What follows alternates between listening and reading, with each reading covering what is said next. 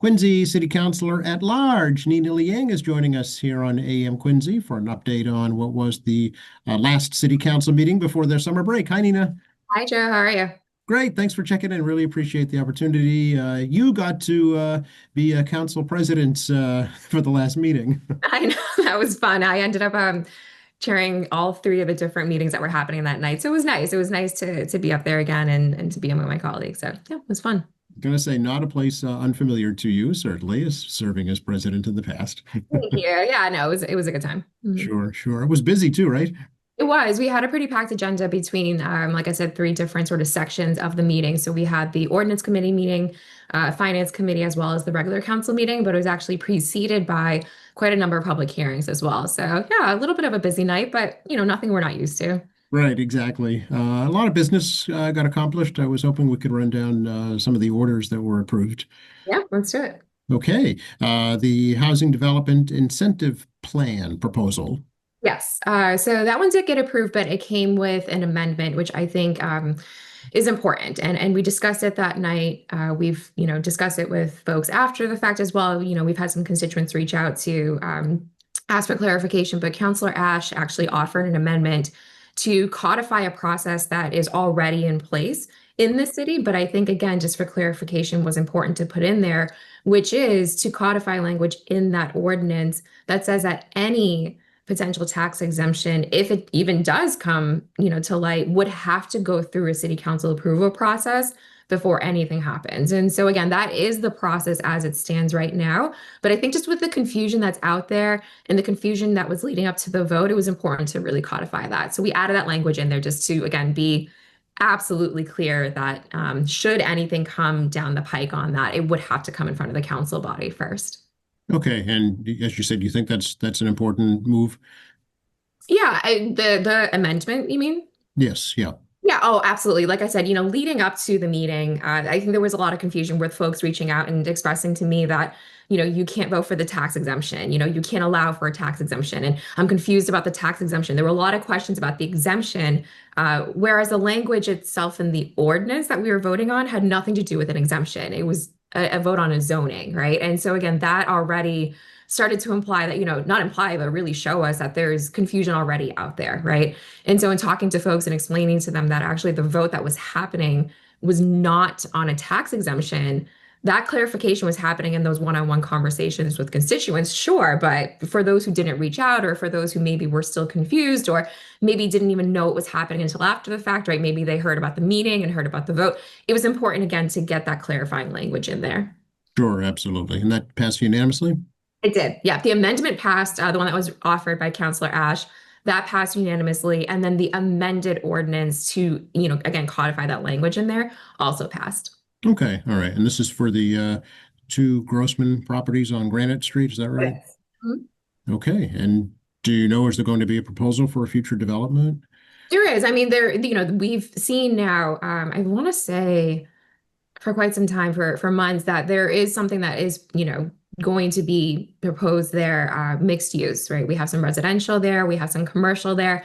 The commercial, I think, was reduced a little bit, I think by like 10,000 square feet, but hopefully will be revisited, right? We talk a lot about, and have talked a lot over the years, and you and I have spoken about this over the years as well, about the need to really increase the amount of commercial footprint that we have here in the city, right? I know that that's not the desire right now across the board, across the Commonwealth, really across the country. There's a desire to increase, housing units, and I understand that. But the more that we increase housing and not focus on commercial, we're losing out on expanding our commercial tax base, right? If we're going to ever at any point, sort of have the commercial footprint, hopefully start to increase as far as like their contribution to the tax base goes, we need to build commercial, right? And so that part of the project I'm really excited about, or I should say proposal, right? We don't know what's coming yet. Nothing's been finalized.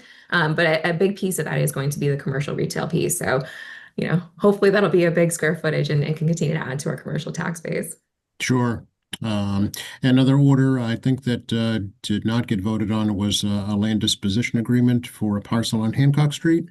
That's right. That was in the finance committee portion of the meeting. So, this isn't the first land disposition agreement that a city council body has addressed before. Certainly in my time here in the last 10 years, we've seen LDAs, land disposition agreement, LDAs, come in for square footage that's much larger than the one that was in front of us for this past meeting.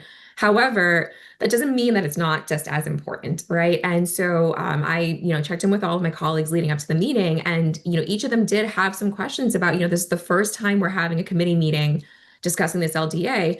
Essentially, it's a purchase and sale agreement, right? Let's review it as we should. Let's hear from the public some initial thoughts, and then we can, take some time and actually deliberate what this purchase and sale agreement is going to look like, right? I think, for me personally, making sure that there's provisions in place to ensure that whatever project is going to be proposed for that public land is going to actually be fulfilled, right? I mean, look, I was just saying this a minute ago about making sure that we're able to really take advantage of developing the land that we have left and doing so in a way that's going to be the betterment of the city, right? And there's only so much public lands left, and we need to make sure that when we dispose that is going to be done in such a way that yields the results that we want to see, right? So I'm really excited that this property is finally being developed. As you all know, and a lot of folks know, that piece of property had been burnt down, boarded up, finally taken down, right? And it's at the end of Hancock Street, and there's been so much progress as so many folks had put into redeveloping the square that this piece of it finally moving forward is so exciting, right? And it's something that we all want to see. However, again, we just want to make sure that anything we're voting on as a body is done so in a deliberate way. So we're going to not, again, that's why we didn't take any action on it. It's the first time that our body had seen the LDA and was able to have an actual committee meeting on it. And so we're going to hold until we can have some more deliberation on it. Okay, just for clarification, so folks know, it's 1620 Hancock Street is the actual address. That's right next to the old Good Health store, is that right? Along that same line, yeah. The same line, okay. So it comes up again in what, September?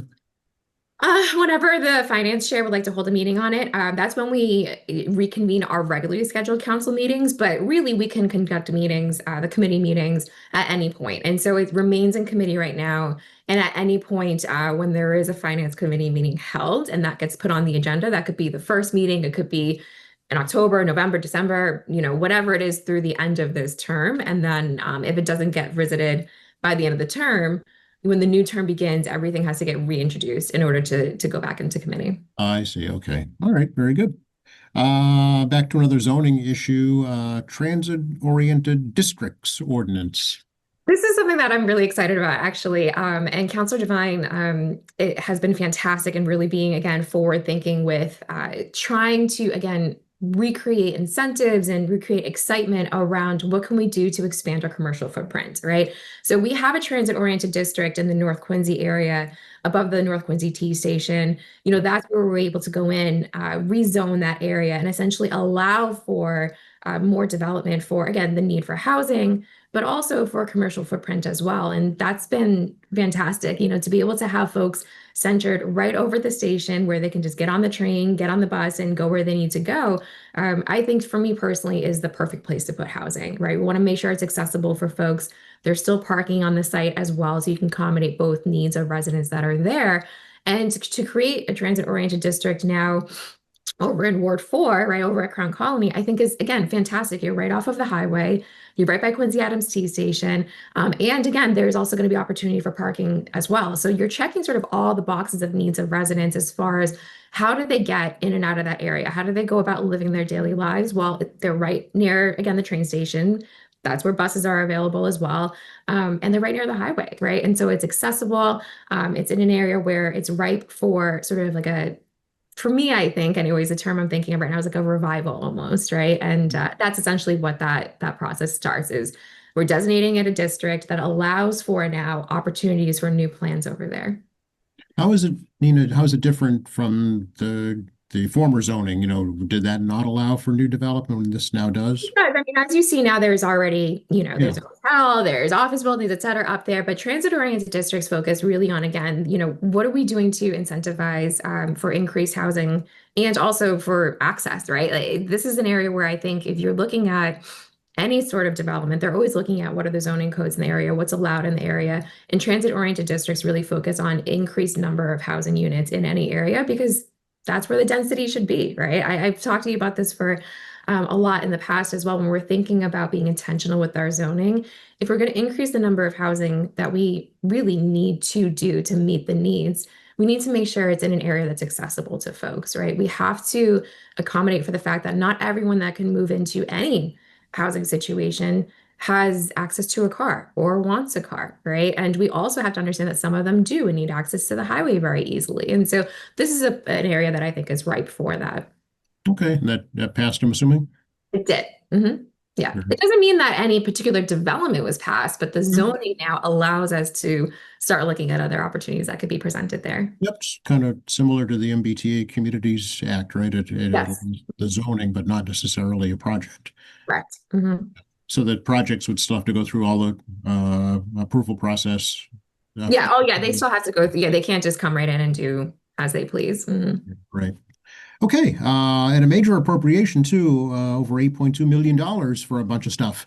Yes. A bunch of stuff. That's it, right? But no, this is not the first capital improvement request that's come in front of the council body as well. It's been, I don't know the exact number of years, but I certainly know that in the last decade that I've been on the council, there's been so many of these that have come in front of us, and all for good reason, right?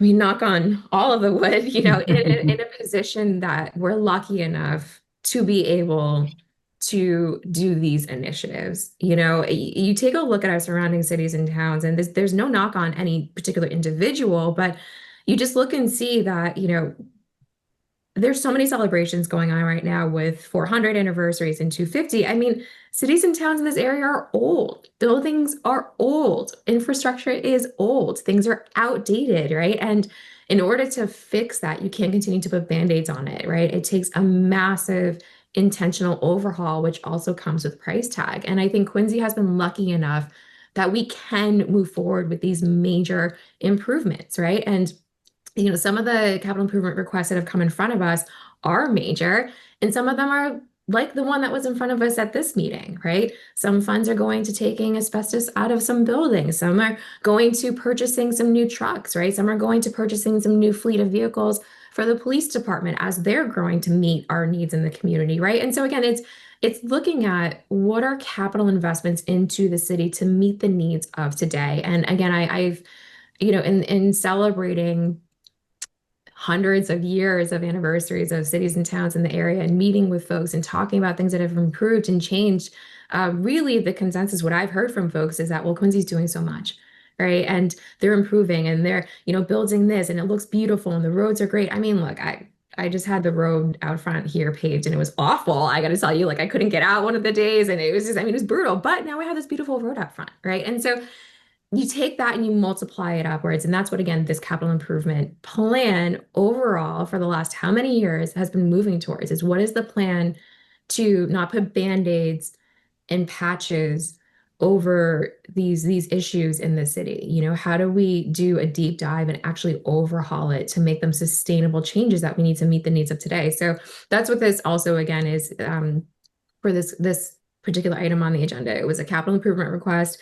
Some department heads had come and identified some things that, again, could use an overhaul and use some needs, and that's where they came in front of us and made the ask, and we said yes. And does it get spread out over a certain number of years, or is it contained in that budget year? No, it can get, I mean, so they'd have, I mean, if the capital improvement monies come in at any given time, technically it could be spent outside of that fiscal year. So we voted it in, and then they still have to go out and bond for it, and that can obviously take place after this fiscal year ends, Okay. right? But the monies, I believe, will be spent at the discretion of the department heads. For example, one of them was to purchase some school buses that are desperately needed. And so depending on when it goes out to bond, when we get the money in, when we can actually, do the transaction to get the school buses, hopefully that'll be sooner rather than later. But that is, again, at the discretion of the department heads. Okay, so it authorizes the expenditure, and then there's a process after that. Oh, yeah, absolutely. Yeah. All right. On a lighter note, I guess the Boy Scouts came to the meeting. Is that right? They are so great. Counselor Campbell is so good at bringing really the kids in the community in and just having us pause for a minute. And I think for me anyways, I see it as a moment to just remember why we're doing this work, right? And so he's been fantastic at taking opportunities to really congratulate them on their hard work. And so that's what we're doing with Boys. It's like they have just, I think, not been brought in front of us that I can remember so far. So yeah, it was a really cool opportunity to just pause for a moment, put that business aside, and have them all come into their chamber, their family and their friends, and just celebrate them, right? I mean, who doesn't love an opportunity to celebrate some really cool things that kids are doing? Very nice. Very nice. Anything else we should know about right now, Nina? Um, that's such a good question. I mean, there's a ton of really fun summer activities happening. I really encourage folks to, either go up to City Hall, and all of the information is posted up at City Hall about different things that are going on over the summer. Obviously on the Facebook page, on the website, you can go on the calendar and take a look at things. Their Instagram page is really active as well. And on a day like today, particularly where it's so hot out, I mean, we have this intense heat warning, and God bless you for going into the studio when it's going to be 100 degrees, but there are some really good resources for folks and families that need it as well. And so I think just out of the gate, I would just remind folks that there are tremendous resources that the city is able to offer. And if folks need to access any of them or are curious about what those things are, I really do want to make sure that people remember that we are a resource at the end of the day. That is our job, is to be a resource, right? Outside of that, I can't think of anything right now off the top of my head. There were year-end appropriations that were done at the meeting as well. Oh, yeah, go register and vote if you haven't already. I don't, it's not meeting related, but if we're talking about things, campaigning is underway, and nomination papers are still out. And so if folks are interested in running, city council and school committee are up this year. And I encourage folks to go and consider either taking out papers themselves or supporting candidates that they might be interested in, staying up to date with what's going on.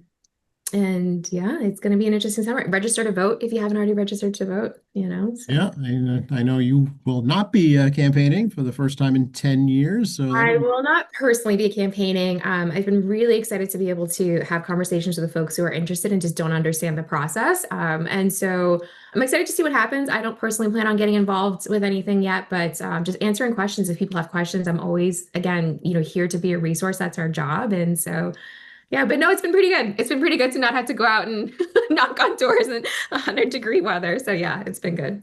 yeah, it's just as of today, actually, there are 9 people that have taken out nomination papers to run for the 3 at-large council seats. So it's active for sure this year. It's pretty incredible. And look, I think again, it's just a matter of just getting involved in one way or another, and I know a lot of folks, certainly a lot of folks who've brought us to where we are the last 10 years, never wanted to run for office, but are just as effective, if not more important, frankly, than the elected official themselves, right? And so I do encourage folks who are maybe on the fence to also consider that their worth is there, to support candidates as well. And so, and again, we can talk about that when I come into the studio to talk more deeply, but just overall, I would encourage folks to go out and register to vote if they haven't already. Stay up to date with, who's running and, what their issues are and what their platforms are. And yeah, get involved, right? And reach out if anybody has any questions. Yeah, I was going to say, you're still, sitting councilor, so folks can contact you, right? Yes, please do. I'm still available. My email is nina@ninaliang.org or nliang@quincyma.gov. And my term doesn't end until December. And so I'm still here. And I think you've known me for a decade now. And if anybody knows me, they know that I'm always accessible. If folks ever need anything, to please reach out. Great. Really appreciate your time, Nina. Great to talk to you. Thank you so much. Stay cool and be safe. Okay. Thank you. You too.